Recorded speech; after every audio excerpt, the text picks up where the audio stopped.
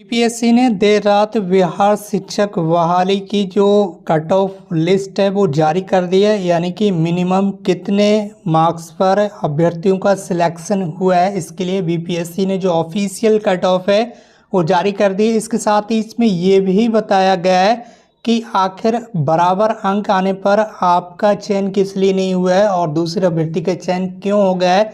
इसके साथ ही आपके मार्क्स अगर आपके फ्रेंड से ज़्यादा हैं तो अब भी आपका चयन अगर नहीं हुआ है तो वो किस लिए नहीं हुआ है, ये सारी चीज़ें इस कट ऑफ मार्क्स की जो लिस्ट है इसमें बताई गई। पूरी लिस्ट को इसमें आसानी से आपको बताने वाला हूँ कि आखिर रीज़न क्या है कि आपका सिलेक्शन नहीं हुआ है या आपके पड़ोस वाले का हो गया, फ्रेंड का हो गया, तो इसका रीज़न क्या है। इसके साथ ही कितने अंकों तक सिलेक्शन लिया गया है जनरल कैटेगरी में, ओबीसी, एससी, एसटी में, वो सारी चीज़ें आज की इस वीडियो में आपको देखने के लिए मिलने वाली है। अगर आप चैनल पर नए हैं तो चैनल को सब्सक्राइब करके बेल आइकन को प्रेस कर लीजिए और इस वीडियो को अपने अदर फ्रेंड्स के साथ भी शेयर कर दीजिए।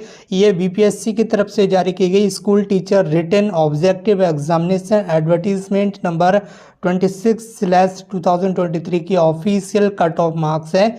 और सबसे ऊपर बताया गया है 1 to 5 क्लास के लिए जो आपकी भर्ती परीक्षा हुई है, ये 1 to 5 क्लास के लिए। सबसे पहले आप इसी को यहाँ पर समझ लीजिए। इसमें बताया गया है सबसे पहले तो सब्जेक्ट बताए गए हैं। प्राइमरी में क्या था आपका, जनरल था, उर्दू था और बांग्ला। इन 3 सब्जेक्ट से आपका अलग अलग आपने फॉर्म फिल किया होगा।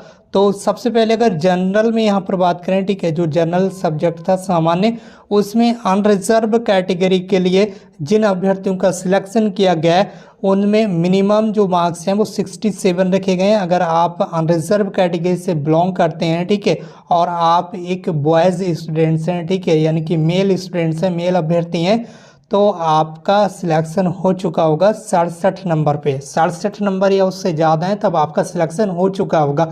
अगर आपके 67 नंबर से ज़्यादा है तब भी अगर आपका सिलेक्शन नहीं हुआ है तो अभी आगे मैं बताने वाला हूँ उसका रीज़न क्या है, ठीक है, वो रीज़न भी अभी आगे बीपीएससी ने बताया। इसके साथ ही अनरिजर्व कैटेगरी में ही फीमेल की अगर बात करें, ये लेडीज कैंडिडेट्स, ठीक है, तो उनके लिए जो सिलेक्शन मार्क क्राइटेरिया रखा गया वो 57 नंबरों का रखा गया।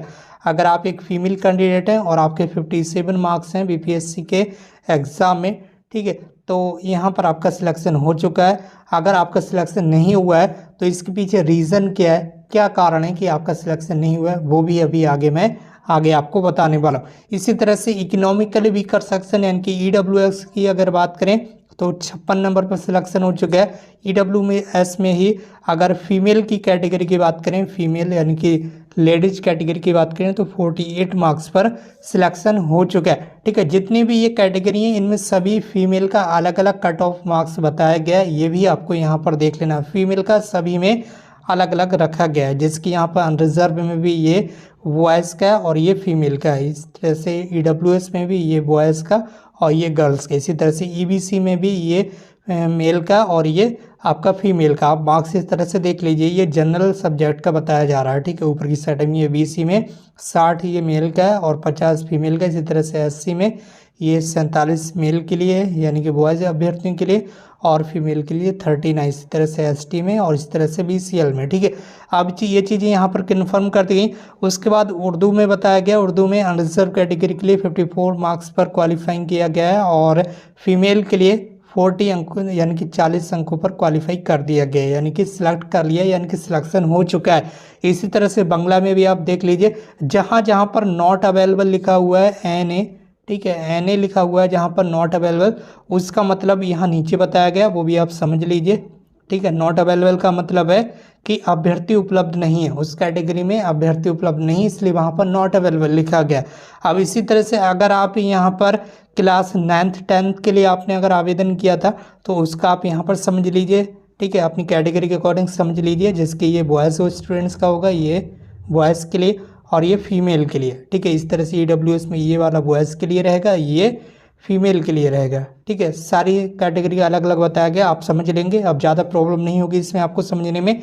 अब आप ये कहेंगे कि मेरे मार्क्स मेरे फ्रेंड से ज़्यादा हैं लेकिन मेरा सिलेक्शन नहीं हुआ, या फिर मेरे मार्क्स जो हैं वो मेरे फ्रेंड के बराबर हैं या पड़ोस के बराबर हैं लेकिन फिर भी मेरा सिलेक्शन क्यों नहीं हुआ। मुझे तो अपने से मतलब है ना, भाड़ में जाए फ्रेंड भाड़ में जाए पड़ोसी, मेरा सिलेक्शन क्यों नहीं हुआ ये बताइए मुझे। तो वही आपको बताना है, आप समझिए यहाँ पर आपके सिलेक्शन क्यों नहीं है। बीपीएससी ने बिल्कुल स्पष्ट कर दिया, क्लियर जानकारी दी है। बिल्कुल आप इस वीडियो को शेयर जरूर कीजिए ताकि हर फ्रेंड्स, हर भाई बहन को पता चल सके कि आखिर उसका सिलेक्शन क्यों नहीं हुआ है ज़्यादा अंक लाने के बावजूद भी। तो बीपीएससी ने नीचे नोट करके बता दिया है। पॉइंट नंबर 1 तो मैं आपको समझा ही चुका हूँ, नॉट अवेलेबल यानी का मतलब है कि उस कैटेगरी में अभ्यर्थी उपलब्ध नहीं है।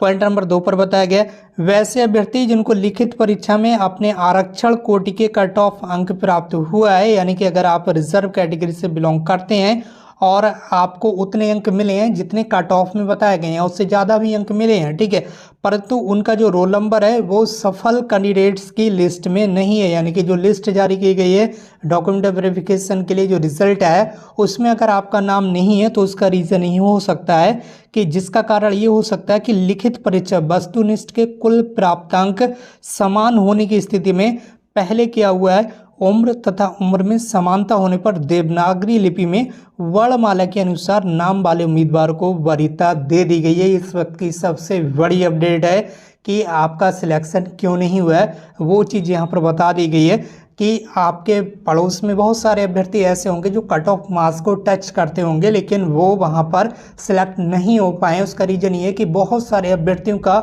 जो कट ऑफ मार्क्स है वो सेम रहा है। अब अगर कहीं पर भी अभ्यर्थियों को सिलेक्ट किया जाएगा तो एक निश्चित संख्या पर ही सिलेक्ट किया जाएगा।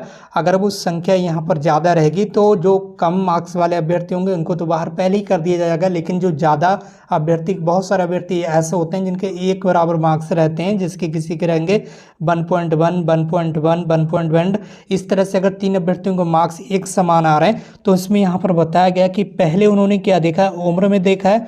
उम्र अगर एक समान है तो देवनागरी लिपि में वर्णमाला के अनुसार नाम वाले उम्मीदवार को वरीयता दी गई है, ठीक है। तो ये आपके नाम के अकॉर्डिंग सिलेक्ट कर लिया गया, जिस वजह से भी हो सकता है आप सफल कैंडिडेट्स की लिस्ट में उपलब्ध ना हो पाए हो, आपका रिजल्ट ना हो पाया हो। तीसरा रीज़न इन्होंने ये बताया वैसे अभ्यर्थी जिनको लिखित परीक्षा में अपने आरक्षण कोटि के कट ऑफ अंक से अधिक अंक प्राप्त हुए हैं। अब ऐसे अभ्यर्थियों का एक और रीज़न हो सकता है, परंतु उनके द्वारा समर्पित दस्तावेजों प्रमाण पत्रों का सत्यापन, डीबी में विसंगति, अयोग्य पाए जाने अथवा भाषा विषय में अर्हतांक प्राप्त नहीं होने के कारण परीक्षा फल में सफल घोषित नहीं किए गए।